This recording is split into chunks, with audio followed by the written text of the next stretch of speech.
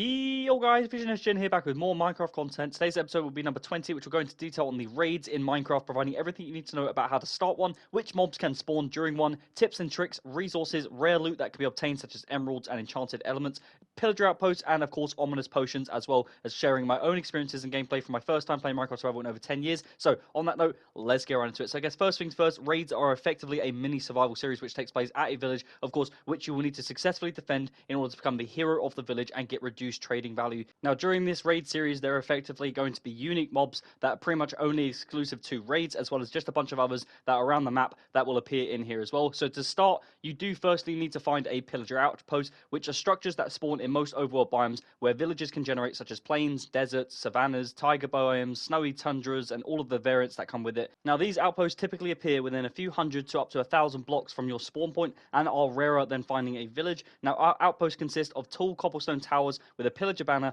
often surrounded by smaller structures like tents or cages, and pillagers will spawn around it. Now, to find one, focus on the biomes that I've mentioned, which are the most common spawn locations to find one. Avoid biomes like mushroom fields or deep oceans where outposts just don't spawn, and you can also use height advantages to see one. So climb up hills or build a temporary tower to spot outposts from a distance. They're tall-like structures with dark oak, which makes them stand out from a distance, and also you could use night vision, which using night vision will basically allow you to see further in low light conditions, especially at night or in foggy biomes, so just bear that in mind as a general tip. Outposts often spawn near villages within 300 to 400 blocks roughly. If you find a village, explore the surrounding area in a sort of spiral or symmetrical pattern to each other, and you will typically find one within those sort of couple hundred blocks. And as I said, if your render distance is increased, you can probably see one from quite far out if you're at a higher elevation. And in case you guys are new or returning to the game like myself and haven't played for quite some time, just know and be aware that pillagers are hostile and can overwhelm you with ease, especially with their crossbows. Bring armor, a shield, and even weapons, of course, to defeat them. They can really quickly do a crazy amount of damage to you, especially on your hardcore worlds. Make sure you take these things seriously. Outposts can also have an ally in a cage or an iron golem trapped nearby. Freeing them can be useful, but of course risky as well. And finally, outposts continuously spawn pillagers, so be prepared for combat throughout, unless of course you neutralize the spawn area by placing torches or defeating the raid captain to avoid triggering a raid. And once you defeat all of the pillagers and the captain, you'll be given an ominous potion. Now, this is what you'll need to effectively start a raid at a local village and get the hero of the village award when you successfully defend it, which will basically give you a ridiculously reduced price in all trades, including emeralds at 1 value per trade for silly items like even in sort of enchanted books for mending. You can, if you have a local village nearby at your own base or in your own trading halls,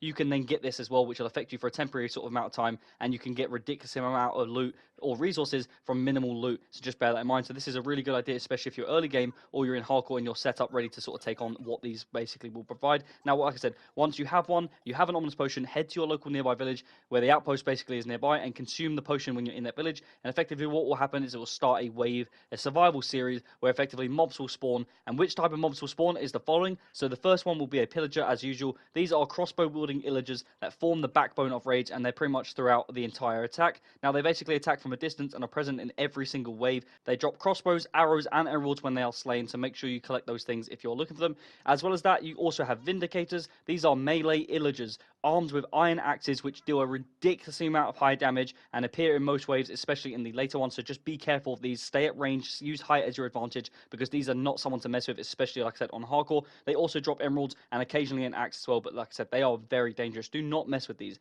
As for the third mob, these are the ravagers, which are unique to raids, and they are large ball-like mobs with high health and devastating melee attacks as well. Definitely avoid these as the absolute, as well as the next mob, which I'll go over in a minute, which is the Vex. They are often ridden by pillagers or vindicators, which basically used to be called the illager beasts in earlier versions of Minecraft. They appear in the later waves, usually from like wave 3 or higher, and are more common on hard difficulty, which of course is what our world is on. And they drop saddles and emeralds when they are slain as well. And then, as I said, there are witches as well. These are very common, of course, in the overworld, generally, and for the most part, in just the during night. But for the most part, they are a hostile mob that throw potions of poison, slowness, and harming, and heal themselves and other raid mobs as well. So I would definitely recommend taking these out as a priority when you're doing your raids. They typically appear in the sort of specific waves, such as maybe like wave 4 or higher. Depending, of course, the difficulty you're on, they will spawn more frequently. And they also drop potions of ingredients for like glowstone, redstone, or glass bottles when slain. And there's also evokers. Now, these are like the main purpose you're trying to do a raid for, because they are powerful illagers that summon vexes and cast fang attacks. They're so much more rare to deal with, typically appearing in the later waves, such as maybe like 5 to 7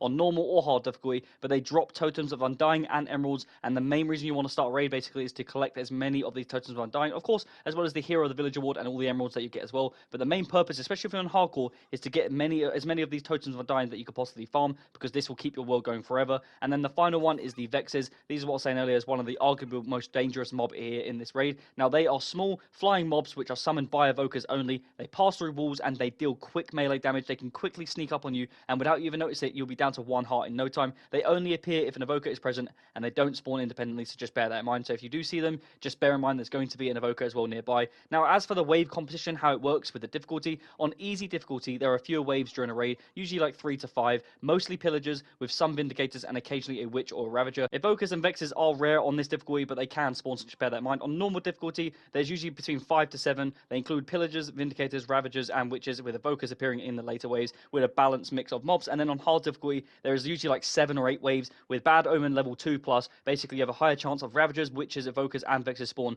and mobs may spawn with enchanted weapons or armor, especially in the later waves, which, by the way, it honestly can surprise you with how quickly you'll get down to 1 health. So either have a full set of iron plus armor or diamond, or of course even better if you have netherite, but usually at the stage you're at, like you're not usually at the stage I'm at where I have full netherite, because I didn't even know raids existed when I got netherite. I then learned about that and then I had to come back to it. Like I said, this is the first time I'm playing survival in over 10 years. There's so much stuff that I wasn't aware of, and raids is one of the coolest things, which I'll summarize at the end. But in this, I had good armor and I did have my elytra on, so maybe have a full set of armor, because even with netherite armor, the elytra just wasn't sort of cutting it. It allowed me to escape quickly with a firework at will, but basically anytime I had any sort of vindicator slash sort of ravager push up on me, it was really, really difficult to sort of deal with them, especially if there was a witch or an evoker nearby as well, which just sort of compiled on all of the pressure. And then just as like an additional note, in some waves, a pillager or vindicator with an ominous banner spawns as a raid captain, and killing them basically grants you with the bad omen effect again, and potentially then triggers another raid if you enter another village, so just bear that in mind. And then as for the bad omen level, the higher the bad omen level, which is stacked by killing multiple raid captains, in turn increases the number of waves and mob difficulty during a raid, especially on Bedrock Edition.